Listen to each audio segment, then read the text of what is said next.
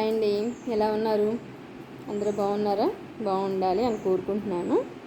యాక్చువల్గా ఈరోజు నేను చెప్పే టాపిక్ వచ్చి, సొసైటీలో చూస్తుంటే 70-80 ఇయర్స్ వచ్చి పెద్దవాళ్ళు అయిపోయి కూర్చుని తినాల్సిన వయసులో చాలా కష్టపడుతూ పొట్ట నింపుకోవడం కోసం చాలా కష్టపడుతున్నారు.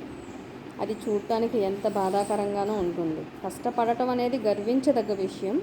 కానీ పొట్ట నింపుకోవడం కోసం కష్టపడుతున్నారు, కూర్చోవలసిన వయసులో వాళ్ళ వయసుకు మించిన శ్రమ పడుతున్నారు అని అనుకోవటం అనేది చాలా బాధపడాల్సిన విషయం. అట్ ద సేమ్ టైం పని పాట లేకుండా సోమరితనంగా కష్టపడాల్సిన వయసులో కష్టపడకుండా పెద్దవాళ్ళని కష్టపెడుతూ వాళ్ళ బాధ అనేది తెలుసుకోకుండా సోమరితనంగా తిరిగే వాళ్ళు కూడా ఉంటున్నారు. వాళ్ళని చూసినా అట్ ద సేమ్ టైం బాధ అనిపిస్తుంది. ఎందుకు వీళ్ళు మారటం లేదు, ఎందుకు వీళ్ళకి అవతల వాళ్ళ బాధ అర్థం కావటం లేదు, అసలు వీళ్ళు ఎప్పటికి మారుతారు అనే పెయిన్ అయితే షూర్గా ఉంటుంది. సో అది ఎవరు కూడా మార్చగలిగేది కాదు. ఎవరికి వాళ్ళకి వ్యక్తిగతంగా ఆలోచన రావాలి. ఎవరికి వాళ్ళకి మంచి చెడు జ్ఞానం తెలుసుకుని మెలిగితే తప్ప ఎవరం దూరిపోయి వాళ్ళల్లోకి మనం మార్చేది కాదు. కానీ మారాలి.